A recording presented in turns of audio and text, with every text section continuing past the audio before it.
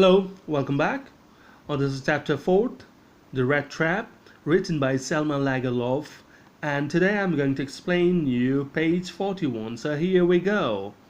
After that, Christmas Eve at Ramsau passed just as it always had. So after that particular incident, the incident in which Adla, the young daughter of the Iron Master, had to intervene, had to step in between father and the man, that is the stranger, and stopped that stranger from leaving their house on Christmas Eve. So after that particular incident, after that disturbing incident, everything went off quite well, as it always did at Ramsau, as it always had at Ramsau. That is, as it always was the case at Ramsau. It was a fantastic time, excellent time for everyone.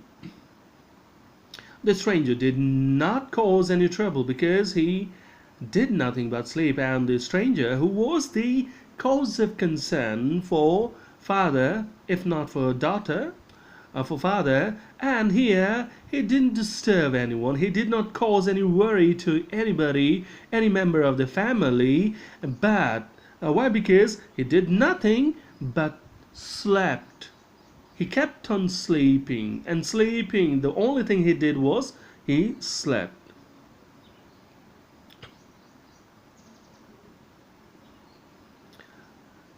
The whole forenoon he lay on the sofa in one of the guest rooms and slept at one stretch. And there at guest room, he lay on sofa. Sofa was there, and he lay on sofa.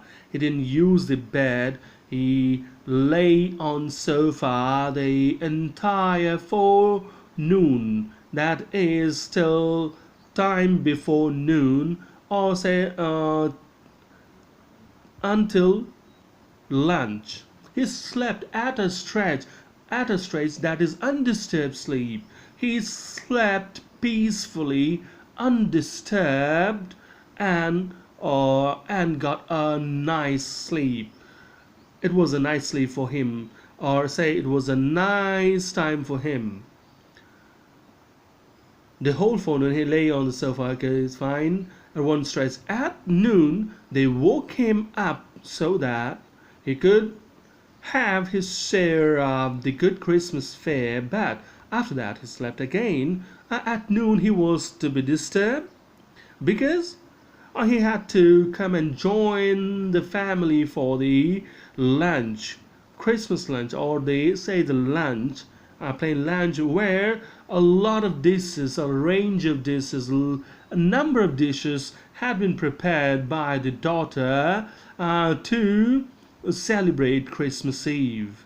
And he came, he was disturbed, he was awakened from his sleep, and he came, joined them, took his lunch, and then again he went back to his room and slept there.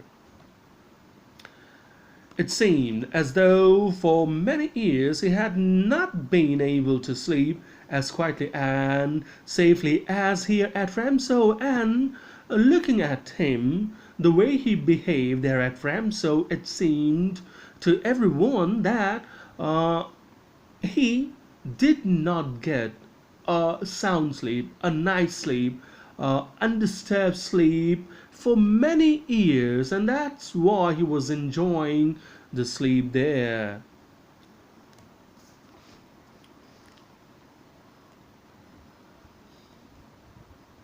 Okay, so from there, in the evening, when the Christmas tree was lighted, they woke him up again, and he stood for a while in the drawing room, blinking as though the candlelight hurt him.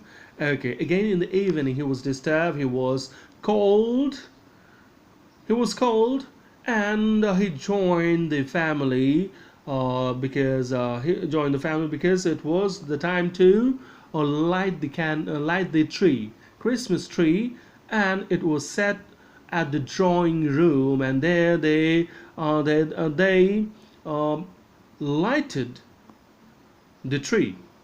And as the lamps glowed, it gave him some kind of trouble. Say, the light from those lamps of the tree, Christmas tree, caused some kind of pain to his eyes. Say, he could not look at the Christmas tree. He could not look at the glow of the Christmas tree, and he blinked his eyes, closed his eyes quite frequently.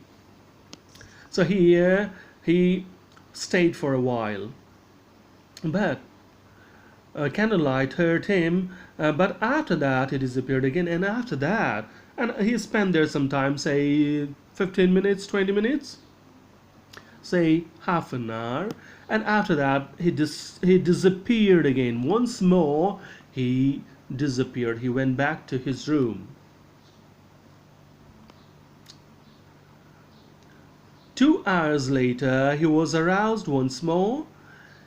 He then had to go down into the dining room and eat the Christmas fish and porridge. And 2 hours later again he was disturbed. He was aroused again. He was awakened again. And this time he had to go to a dining room which was downstairs.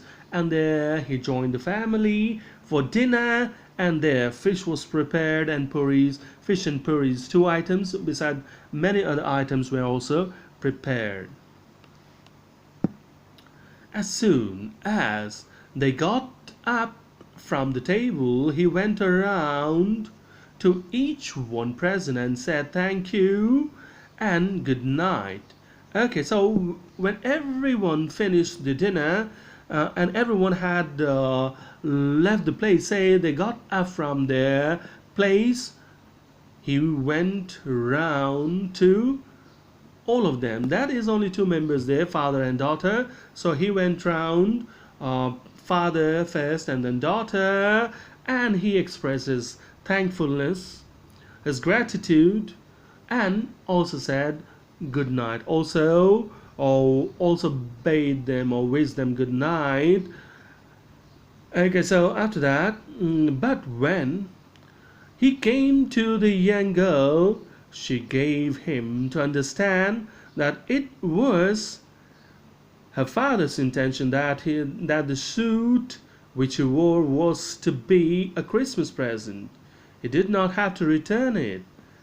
Okay, so now when he came round to the girl, to daughter, to Adela, she made him to understand. She expressed her thoughts in that way, or she told in a manner that said that the stranger did not have to return the suit that he wore, that he was wearing, that he wore, because that was a Christmas present from her father. It was father's intention, father's wish that he took that suit as his Christmas present.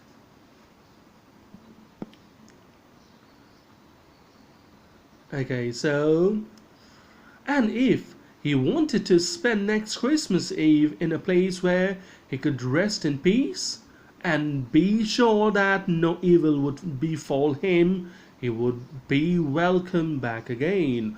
And she also made a point there that if he wanted to come again next time, next year, he was welcome.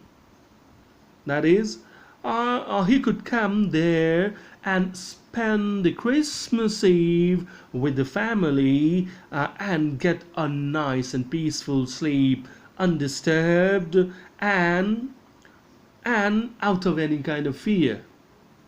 Because some kind of thought has been presented here that said that he didn't get a peaceful sleep because every time it was there at the back of his mind that maybe that police is looking for him. So he said in that way that he was welcome. He could come for on the next Christmas Eve to get a good and sound and peaceful sleep. The man with the rat traps did not answer anything to this. He only stared at the young girl in boundless amazement. And at this, the rat trap seller did not make any comment. He did not make any remark to this comment made by the girl, but he looked at the girl with boundless, with unlimited, you can say, amazement, wonderment. The next morning, the ironmaster and his daughter got up in good season to go to early Christmas service. And next morning, both father and daughter got up early to join the early Christmas morning service. Their guest was still asleep, and they did not disturb him. And their guest was still asleep. They didn't find it right to disturb him. They wanted him to take his sleep, get his sleep. When at about 10 o'clock they drove back from the church, the young girl sat and hung her head even more